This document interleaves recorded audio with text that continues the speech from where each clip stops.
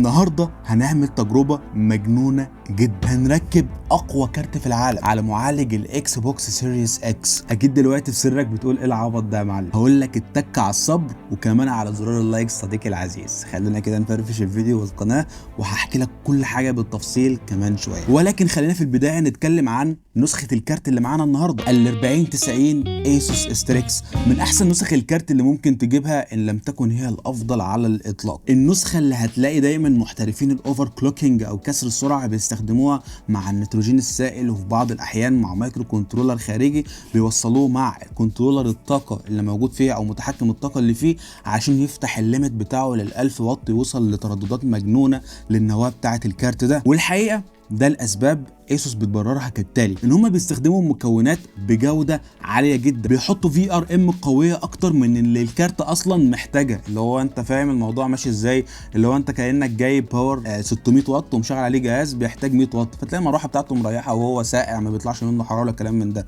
على عكس ما انت تجيب باور 100 واط اكيد هيشغل السيستم بتاعك لان هو هيكفي ال 100 واط، ولكن هتلاقيه جايب اخره وبيسخن والمروحه بتاعته بتلف وبتور علشان تبرده.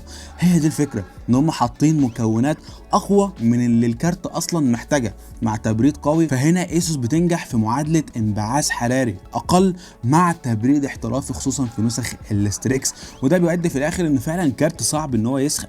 في درجه حراره او درجه حراره الغرفه اللي جربت فيها كانت وقتها 33 درجه مئويه في عز موجه الحر، من غير مراوح من غير اي حاجه شغاله في الغرفه. الكارت ده حقق على الفير مارك تقريبا قرب ال 70 درجه مئويه بعد طبعا نص ساعه من الضغط. فهي فعلا من افضل النسخ. وانا عموما كنبيل لو انا هشتري يعني لو هشتري يعني افترض يعني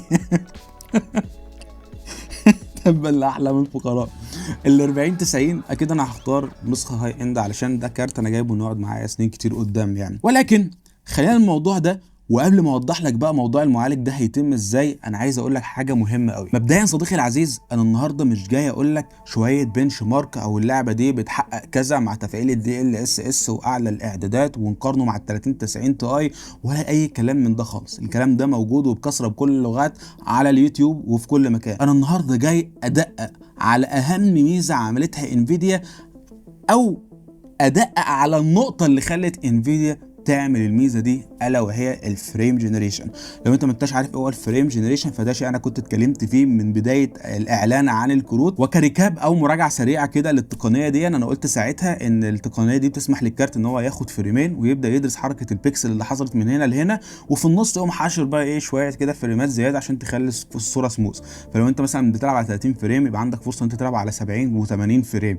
وكمان الاهم من ده ان هي معموله علشان تخلصنا من البوتل نيك بتاع المعالج، لان الفريمات دي الكارت بينتجها بالكامل بمجهوده الشخصي، ما هواش بيرجع للمعالج علشان ينتج الفريمات دي. وده اللي النهارده انا جاي اجربه. اي نعم، كل ما المعالج اللي هنجرب عليه الموضوع ده يكون ضعيف هيدينا فكره اكتر عن اداء التقنيه دي، ولكن احنا بنشتغل في حدود المتاح. خلينا بقى نرجع لحته معالج الاكس بوكس. لو احنا دخلنا على الموقع بتاع مايكروسوفت هتلاقيه كاتبين ان المعالج بتاع الاكس بوكس سيريس اكس معتمد على معماريه الزين 2 ب8 انويه وتردد 3.6 جيجا هرتز. ما تفكرش في حاجه كده صديقي العزيز معايا؟ فكر تاني صديقي العزيز وما توصل لنتيجه. شكلك كده مش متابع صديقي العزيز. لو انت متابع القناه فانت عارف ان دي مواصفات المعالج الشخصي او المعالج الاساسي للجهاز بتاعي، الرايزن 7 3700 اكس المبني على معماريه الزين 2 8 انويه 16 مسار بتردد 3.6 جيجا هرتز، ومع البوست بيوصل ل 4.4 جيجا هرتز لو انت ضاغط يعني على السنجل كور، يعني مش المالتي كور. المالتي كور بيوصل اخره 4200 في الرينج ده يعني. من هنا احب اعرفك على منصه الاختبار. مبدئيا كده ماذر بورد اكس 570 الايسوس تاف، ماذر بورد اكتر من كافيه ووافيه واوفر كيل على المعالج ده، ولكن انا اخترتها علشان ما يقابلناش اي مشكله من حيث الخطوط البي سي اي اي جين 4، ان البورده نفسها قويه والمنفذ بتاع البي سي اي اي قوي وشيلدد علشان يتحمل وزن الخنفشاري بتاع الكارت ده. اما بالنسبه للرامات فهي 16 جيجا 2 في 8 من اكس بي جي الدي 60، وهم دول اللي معايا حاليا، فمش عارف ازود اكتر من كده. وده هيحط المنصه او الكارت بتاعنا تحت ضغط اكبر، اللي هو هل ال 24 جيجا في رام هيقدروا ان هم يهندلوا الوضع، خصوصا ان عندك مثلا معالج الاكس بوكس بيبقى ليه اكسس على طول على الفي رام بتاعه الكارت، ما هوش فيه رامات والجو ده. الكونسول بيبقى ليه اكسس مباشر على الرامات بتاعه الكارت، فبتكون اسرع بكتير طبعا من الرامات العاديه. فكون ان احنا لو ضغطنا على الرام وقدرت فعلا اللعبه ان هي تلود كل حاجه على الكارت، هيكون اكيد احسن وهيدينا تجربه لعب مستقره. ساعتها هنشوف بقى يعني فعلا هنعرف نلعب على 16 جيجا رام على 4K ولا لا، يعني تجربه كده في النص. يعني بالنسبه للباور سبلاي فهو 1200 واط من كولر ماستر والكيسه الاتش 500، واخيرا مبرد الكولر ماستر الالوجن 240 مللي واللي هيكون اكتر من كافي المعالج ده، وده المناسب بالنسبه للكيسه بتاعتي علشان يركب في الجزء اللي فوق. وخلينا نبتدي بقى بمدمره التقنيات الحديثه والكروت كالعاده، سايبر بانك 2077 على اعلى الاعدادات ري تريسنج الترا مع تفعيل الدي ال اس اس على اوتو وتفعيل الفريم جنريشن. واو، الواضح ان الفريمات قريبه قوي من الاختبارات اللي في الريفيوهات على ال 13900 كي اللي هو معالج تقريبا اغلى 8 9 مرات يعني دايما. فخلينا كده نعمل بنش مارك بتاع اللعبه علشان نتاكد، لان هو ده الشيء اللي بيكون موحد ما بين الريفيوهات. وزي ما انت شايف قدامك متوسط 146.5 فريم، ده تقريبا نفس اداء ال 13900 كي. فاحنا كده نقدر نقول هنا ان التقنيه دي قايمه باللي عليها فعلا وشايله البوتل نيك بتاع المعالج. خصوصا انت بتتكلم في فرق كبير جدا في القوه ما بين ال 13900 كي وما بين ال 3700 اكس، فرق اجيال، سنجل كور بيرفورمانس، حاجات كتير قوي وتردد. بص عد بالهبل، حاجات بالهبل. بس كالعاده صديقي العزيز وزي ما انت اكيد عارف يعني ده مش السيناريو الوحيد للالعاب. يعني دي لعبه متطلبه للكارت ومتطلبه شويه للمعالج، ولكن في العاب بتكون اغبى من حيث المعالج، بتبقى متطلبه جدا جدا جدا للمعالج، وساعتها هتبان في قوه التقنيه دي لو فعلا قدرت تعمل كده.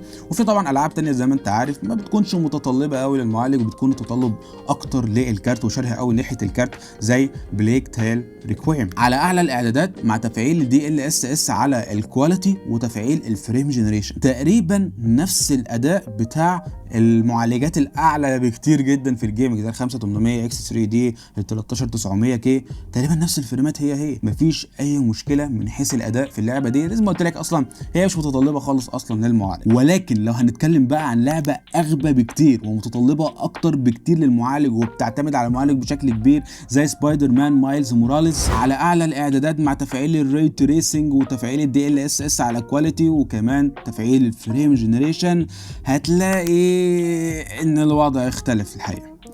اللعبه دي بتوصل لل 170 وال 180 فريم حسب ما انا شفت في الريفيوهات والناس عماله بتتحرك في اللعبه دي. كذلك اللي وصلت له في الاخر واستنتجته ان المتوسط بتاعها بيتراوح ما بين من 145 لل 150 فريم، ممكن يكسر شويه كمان حاجه بسيطه.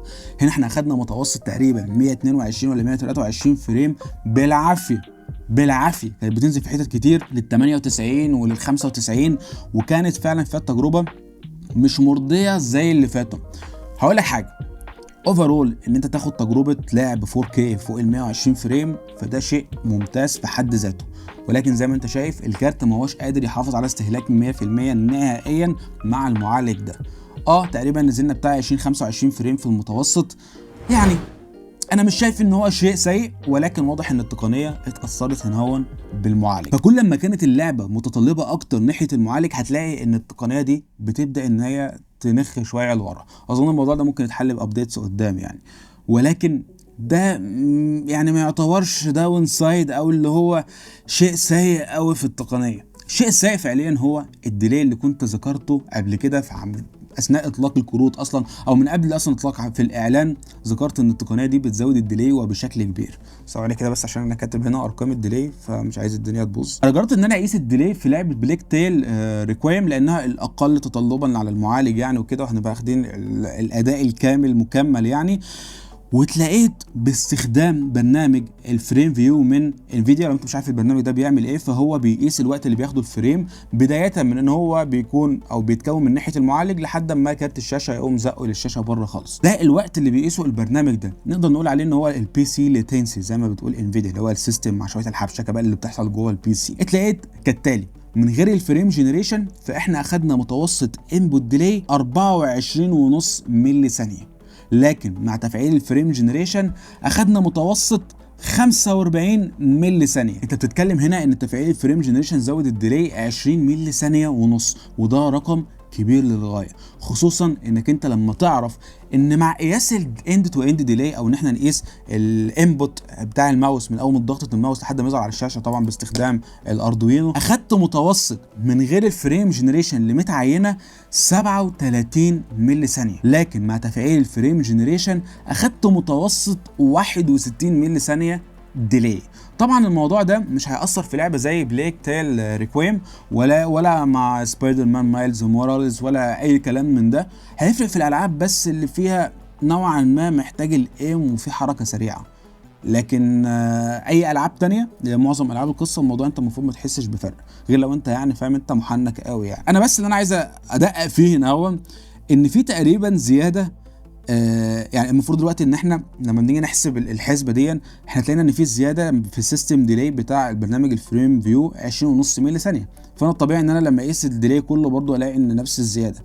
ولكن هنا الواضح ان في زياده 3.5 ملي ثانيه، وعدت الاختبارات 100 مره دايما في زياده 3.5 ملي ثانيه على الله اعلم اذا كانت دي بتحصل ناحيه بعد ما الكارت ما بيبعت الفريم للشاشه بيحصل نوع من انواع التاخير، وده انا ما اظنش بصراحه، ولكن اظن ان بيحصل تاخير زياده على الانبوتس، اللي هو الوقت اللي فيه الكارت عمال بيفاضل ما بين الفريمات علشان يعرف بيتحرك فين وجاي منين، والجو ده على الاغلب ما بياخدش اي انبوت، بيجنور اي حاجه تقريبا جايه من المعالج او مش عارف ايه اللي بيحصل بالظبط، ولكن واضح ان الانبوتس بتتاخر. الجواب على السؤال اللي اتسالته كتير قوي، هل التقنيه دي ممكن تبقى في يوم من الايام متاحه للالعاب الكومبيتيتيف بحيث انها تزود لنا الفريمات وكده؟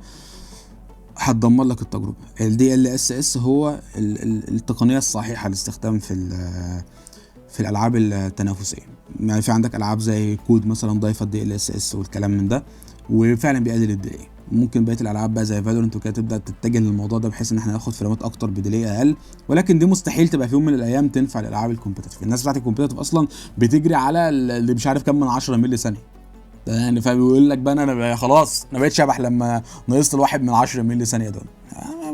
هو بيبقى في اعتقاده كده، فانت لما تيجي تقول له خد زياده 60 مللي ثانيه ممكن يموت منك، ممكن يغمى عليه مش هيستحمل الخبر ده. فعموما هي كتقنيه لسه بتطبخ على نار هادئه. انت لو تفتكر الدي ال اس اس اول ما نزل كان المفروض زي ما قلت قبل كده في احد الريفيوهات لاحد كروت ال 40 ان كان المفروض يكتبوا عليها كده تحذير، اللي هو احذر هذه التقنيه قد تسبب الضحك حتى الوفاه، من كتر ما كان فيها جليتشات وكان فيها مشاكل وكان فيها حاجه هم والصوره تطلع زي الزفت فعليا. ولكن الوضع اختلف في الايام اللي فاتت او التحديثات الاخيره، بقت فعلا جوده الصوره فيها بتوصل لدقات افضل او بوضوح افضل من الطبيعي بتاع اللعبه، مع ديلي اقل، مع استقرار في الاداء، كل حاجه بقت تمام التمام. فممكن مع الوقت نشوف ان تقنيه زي دي الديلي فيها بيقل واحده واحده وهتبقى عمليه اكتر. لان مثلا انت لو واحد مثلا بتلعب باتل فيلد مثلا الستوري مود وبتجري وبتقيم وبتاع، انا شايف ان هتبقى بترازي في الالعاب اللي زي كده بصراحه يعني. لكن العاب زي الالعاب اللي هي الار بي جي وكده اهو، لا انا شايف انها هتبقى كويسه جدا، ما فيش اي مشكله حتى مع الديلي ده. عموما اتمنى ان انت تكون استفدت من الفيديو ده او طلعت باي معلومه او تفسر لك اي حاجه كانت غايبه عنك. ما تنساش طبعا بقى ان انت تعمل لايك شير اشتراك، وبشكر جدا شركه اسوس التوفير على الكارت ده عشان التجربه دي. وكان معكم نبيل، سلام.